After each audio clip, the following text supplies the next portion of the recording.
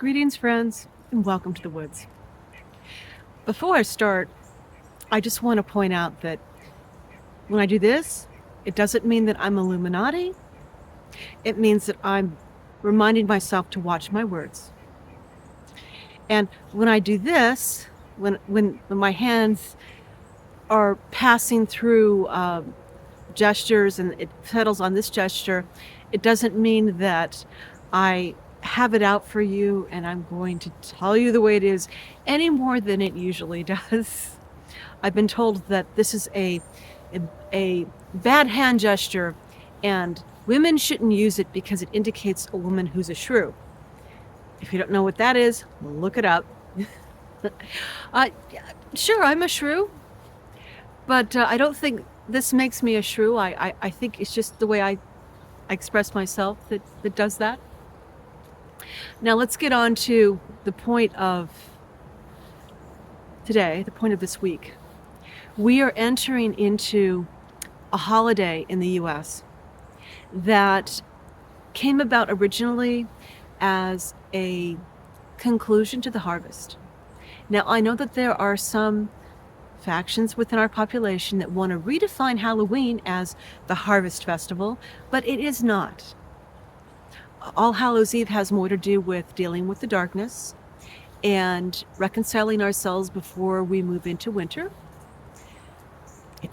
It's not specifically harvest. Now, we do have a specific kind of a harvest acknowledgement at the equinox in September, the mid to end September equinox, which is when you'd start bringing in your harvest. But usually the conclusion of that process was what we refer to as Thanksgiving. That's when you have everything in, you know what you have, you want to do a little bit of celebration, because when you're out there doing hard labor, back when this holiday started, when we were more of a pastoral society where we were all farmers, 90% of the people were farmers, you wanted something to look forward to when you were out there doing the grunt work, where you get together with your neighbors, your family, your friends, and you're thankful for whatever your land has produced and for survival up to that point. Now, that day got reframed by those with a political and social agenda to be the day when you start the day after. It marks the beginning of the holiday consumer season, when you have to buy a lot of things. Before that, generations before that, it was seen as a time when you affirmed the manifest destiny of the United States, that the native peoples, the first peoples of this continent, were simply preparing the way for the Christian Europeans to come in and take over. And this was acknowledged by the Thanksgiving feast, where the native peoples came together with the European peoples and they sat down peaceably and they shared a meal to show acknowledgement on both sides of the true destiny of the US as a world power. Okay, I understand the desire of putting your population, getting their heads and their energy into acknowledging that your nation is all powerful and has a divine purpose. But can we put that nonsense aside? Because honestly, it's a harvest celebration, okay? Let's take the politics out of it. Let's take the religion out of it. It's a harvest celebration. We can be sacred with that, though. We can certainly be spiritual with that. And let's take a look at that. And while we're on the subject, I don't want to get into what happened with the first peoples. That's something that's going to have to be answered for, and it will be in the golden age to come. there will be some reconciliation there, something we can all look forward to, those of us on our side of the chessboard.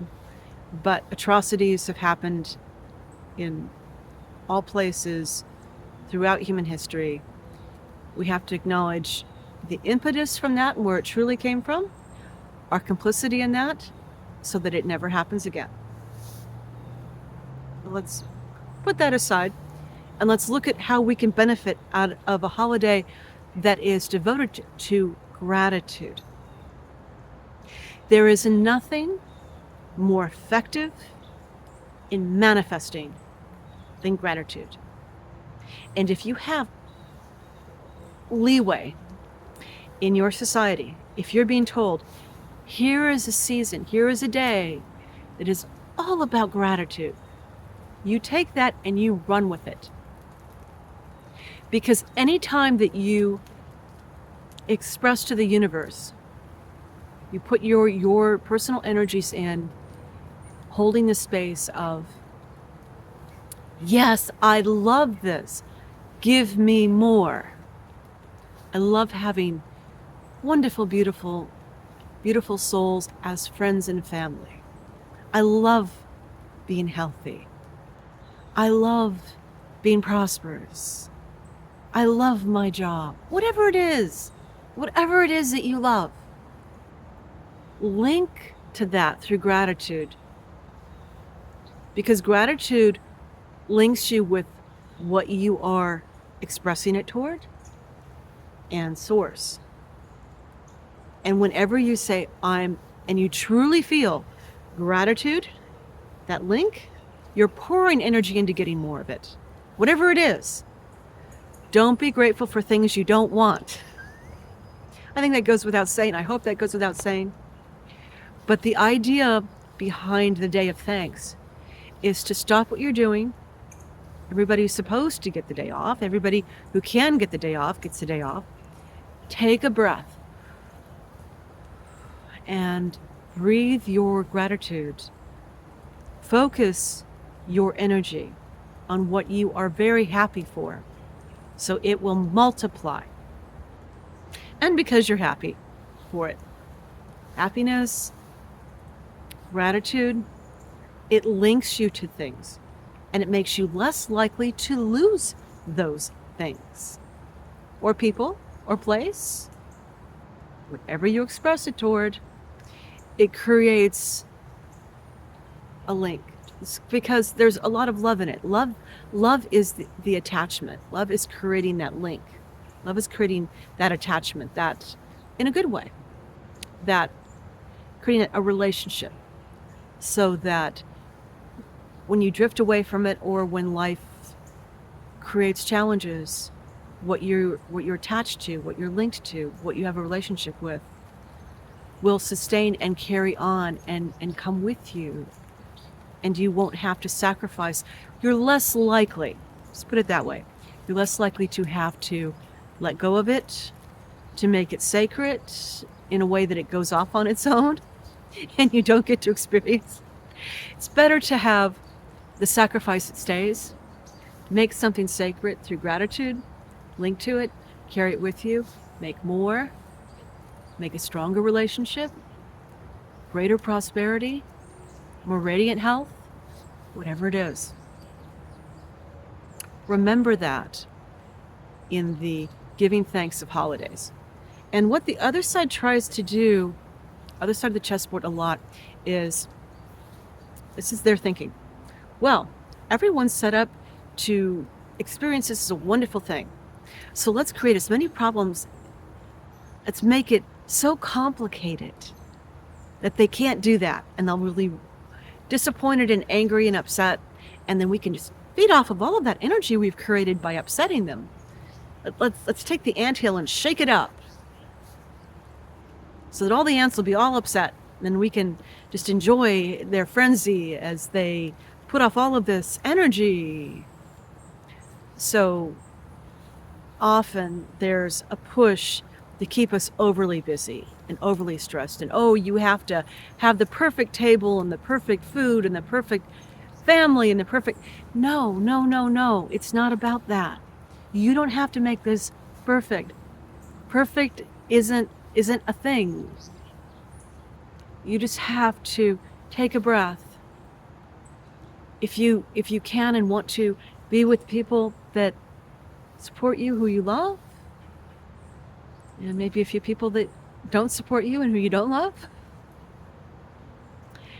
take a breath. Remember what you're grateful for. Throw energy down that connection. Express your love to bring that connection in, and then move forward. Because the next season is a little bit more crazy, and you need a breath before you march into that. Okay? Just a thought. Welcome to the woods.